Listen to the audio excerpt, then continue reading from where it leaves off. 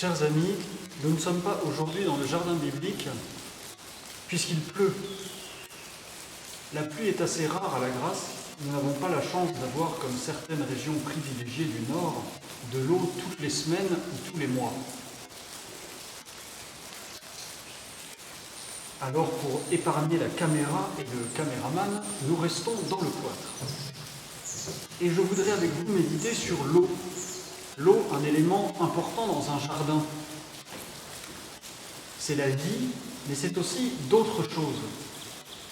D'abord, l'eau dans la Bible, comme en général dans la symbolique chrétienne, signifie le fleuve du temps qui passe. Et je voudrais commencer par vous lire un texte de notre ami et notre père Saint-Augustin, qui dit « Qu'est-ce que le torrent ? Qu'est-ce que l'eau qui s'écoule ? C'est la mortalité humaine. Un torrent se forme par les eaux des pluies, se gonfle, mugit, se précipite et dans son impétuosité cesse de courir, c'est-à-dire achève sa course. Tel est le cours de tout ce qui est mortel. L'homme naît, vit et meurt, et quand celui-ci meurt, celui-là vient au monde, et après celui-là, d'autres viendront encore. Les hommes donc se succèdent, viennent, s'en vont et ne demeurent pas. Qu'est-ce qui demeure ici-bas ? Qu'est-ce qui ne s'en va pas ? Qu'est-ce qui ne s'en va pas dans l'abîme comme les eaux de pluie ? Comme le fleuve, en effet, que forment tout à coup les pluies, les gouttes de rosée se jettent dans la mer et ne reparaissent plus. Le torrent ne paraissait même pas avant que la pluie ne l'eût formé. Ainsi, le genre humain se forme dans le secret de Dieu, puis s'écoule, puis rentre par la mort dans l'invisible. Entre ces deux invisibles, il fait un peu de bruit et il passe. Première symbolique de l'eau donc, le temps qui passe, notre propre fragilité, l'aspect éphémère de notre vie. Mais heureusement, dans la Bible, l'eau signifie aussi d'autres choses. Nous allons lire au livre du prophète Isaïe.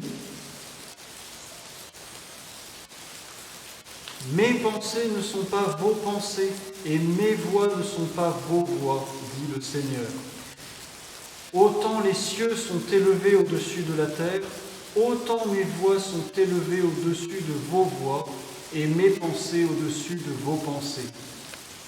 Et comme la pluie descend du ciel et n'y retourne plus, mais elle abreuve la terre, la rend féconde, la fait germer, et donne la semence pour semer et le pain pour s'en nourrir, ainsi ma parole qui sort de ma bouche, elle ne retournera pas à moi sans fruit, mais elle fera tout ce que je veux, et elle produira l'effet pour lequel je l'ai envoyée.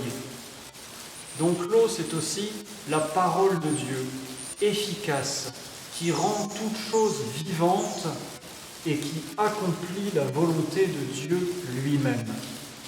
C'est déjà plus positif que la mortalité. Mais nous pouvons aller encore plus loin.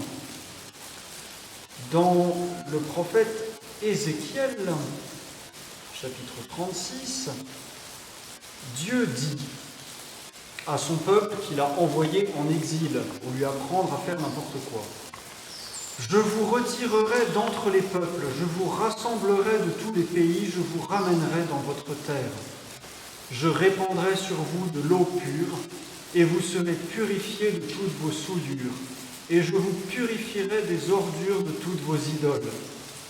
Je vous donnerai un cœur nouveau, je mettrai un esprit nouveau au milieu de vous, j'ôterai de votre chair le cœur de pierre, et je vous donnerai un cœur de chair.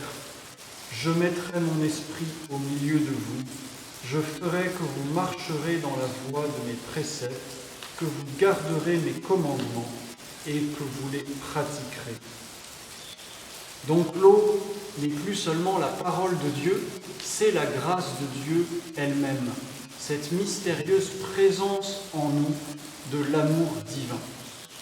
Et c'est ainsi que Jésus parle lui-même de l'eau vive dans l'Évangile, en particulier dans Saint Jean.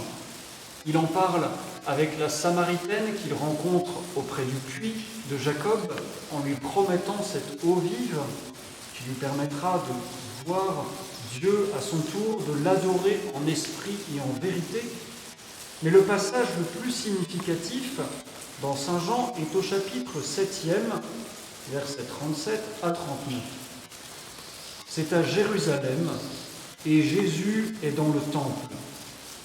Le dernier jour de la fête, écrit Saint Jean, qui était un jour solennel, Jésus se tenait debout, disant à haute voix, « Si quelqu'un a soif, qu'il vienne à moi et qu'il boive.